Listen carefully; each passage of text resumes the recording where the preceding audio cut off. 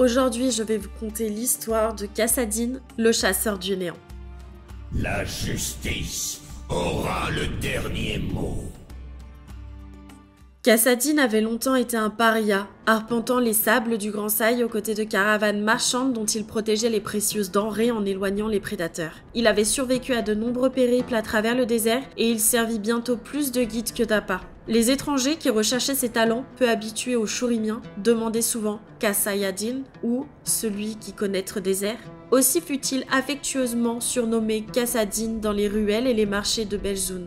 Durant de nombreuses années, il explora les ruines de son pays natal, rendant ses employeurs extrêmement riches. Ce n'est que durant les fouilles près de Zirima qu'il trouva finalement un trésor qu'il fit sien. Il tomba amoureux d'une femme appartenant à l'une des tribus du désert. Kassadin s'installa avec sa femme et la fille qu'ils eurent ensemble dans un petit village au creux des gorges rocheuses du sud. Il était souvent sur la route, son travail l'obligeant parfois à escorter des reliques inestimables jusqu'à de lointains commanditaires. Mais quelle que soit la destination de ses voyages, Kassadin retrouvait toujours le chemin de chez lui et il revenait avec d'incroyables récits du monde alentour. Un jour, alors qu'il revenait de Piltover, Kassadin et ses compagnons de route s'arrêtèrent à une oasis pour abreuver leurs bêtes. Là, ils rencontrèrent des survivants effrayés qui fuyaient le désert. Ils décrivirent le désastre qui avait ravagé leur foyer comme si la gueule de l'enfer lui-même s'était ouverte sous leurs pieds pour les engloutir. Ils avaient réussi à en réchapper de justesse. Craignant pour la sécurité de sa famille, Kassadin laissa les autres derrière lui et chevaucha sans relâche, tuant presque sa monture d'épuisement.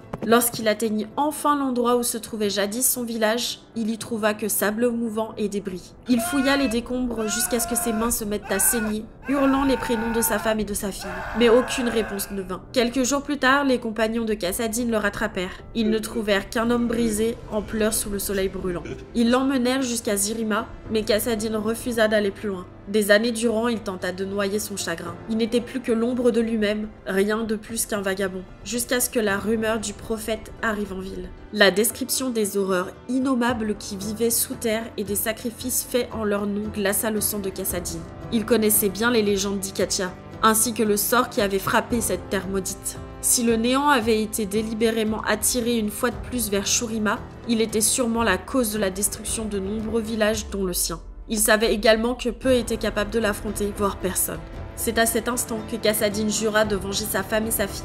Il détruirait ce prophète pernicieux et la source de son pouvoir occulte. Lui, qui avait gagné sa vie en traçant des chemins sûrs dans les endroits les plus dangereux, se résolut à s'armer des armes arcaniques et ésotériques les plus puissantes de tout Valoran, des armes qu'il combinerait grâce à l'ingéniosité des Oniens et qu'il ferait bénir par des guérisseurs spirituels d'Ionia. Des érudits d'antiquité aux contrebandiers ordinaires, il fit appel à toutes les faveurs possibles pour acquérir ce qu'il recherchait. Nombreux le traitèrent de fou, persuadés de voir leur vieil ami en vie pour la dernière fois. Kassadin les remercia simplement de s'inquiéter pour lui et leur dit adieu. Il affronterait le néant seul. Pour finir, il déroba la tristement célèbre lame éthérée d'Orok, l'épée qui avait décimé des milliers de traîtres lors des derniers jours de l'Empire. Il pouvait sentir la froide attraction de l'oubli sur son tranchant, mais il n'avait plus aucun égard envers sa propre humanité et plus rien de son ancienne vie à perdre. Déguisé en pèlerin, plus d'une décennie après avoir foulé cette terre désolée pour la dernière fois, Kassadin se rendit jusqu'à Ikatia. Il irait où aucun homme n'était censé aller. Il aurait sa vengeance, même si cela devait le tuer. On en a donc fini avec la biographie de Kassadin et on passe maintenant à l'histoire Qui connaît le désert. Shurima est en pleine agonie. Je ne pense pas qu'elle renaîtra. Le cancer qui évite les os de ma terre natale est quelque chose de terrible et d'indicible. Il se répand, il dévore. Un simple effleurement et c'est la mort. Un millier de morts. Un millier de milliers de mille morts. Il y a peut-être eu naguère quelqu'un capable de s'opposer à cela, de vaincre même. Mais c'est fini. Je marchais ici seul, dans les lieux les plus obscurs sous la surface du monde, et je le vois de mes propres yeux, à travers les fentes finement travaillées de mon casque. Ce qui est vu reste gravé dans la mémoire. Ce que l'on sait ne peut être oublié. Pas ici. Je suis fatiguée, si fatiguée. Et pourtant je marche.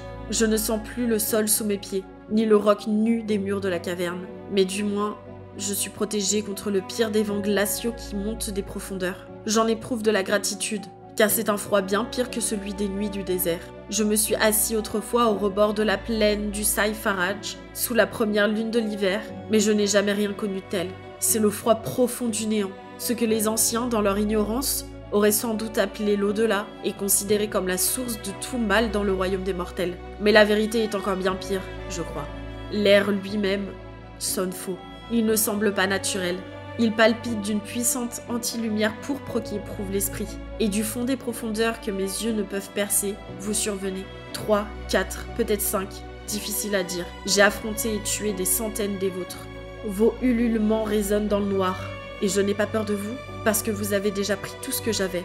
Ma femme, mon amour, ma fille, notre Binsiki, notre petite exploratrice. J'appelle leur nom, comme je le fais toujours, pour me souvenir de la raison pour laquelle je combats. Puis je lève mon gantelet. Quels que soient vos griffes, vos crocs et votre fureur, vous ne pouvez pas me battre. Soit je vous renverrai dans les profondeurs, soit vous m'enverrez dans la mort et j'y connaîtrai enfin la paix. Je les rejoindrai enfin. Dans les deux cas, je suis vainqueur. Non, vous ne pouvez pas me battre. Vous qui n'êtes que des chayatines, des bêtes de l'ultime infini. Dans mon autre main, je tiens fermement la pierre. Sa magie étrangère m'a longtemps gardé en vie. Assez longtemps pour descendre loin sous les terres désolées de la vieille Ikatia. Elle tient à distance votre corruption, même si j'en ignore le prix pour ma chair et mon esprit, car désormais, cette minuscule relique bat en rythme avec mon cœur. Ce rythme effrayant n'est plus la pulsation de la vie ou de la magie, ni de quoi que ce soit d'autre. C'est l'oubli total. De cela, du moins, je suis certain. Arrière, monstre. Arrière. La lame éthérée jaillit de mon poignet ganté.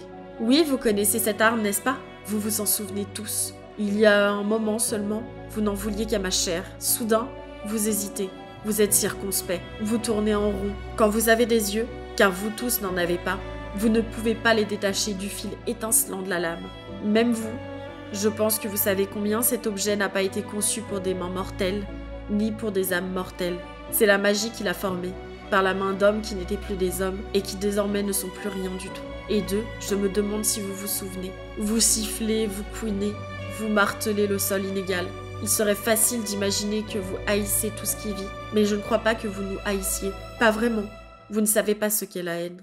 La haine est le feu qui brûla dans les cœurs immortels des dieux guerriers quand ils vous virent vous déverser dans notre monde. La haine est ce qui les poussa à lutter contre vous, encore et toujours, bien qu'ils n'eussent presque aucune chance d'en réchapper. Oui, cette arme se souvient de vous. Elle se rappelle comment mettre fin à votre existence. C'est Orok, s'il m'en souvient, qui frappa le premier coup mortel à l'un de vos maîtres.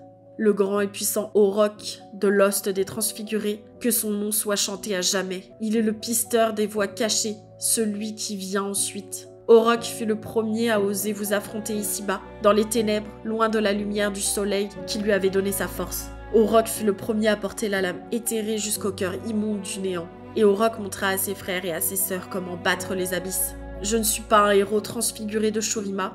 Je ne suis pas un dieu guerrier dont le nom a retenti dans les grandes salles de cet empire en ruine. Mais je suis un homme. Je suis un père qui souffre et à mes heures, un enfant de Sai.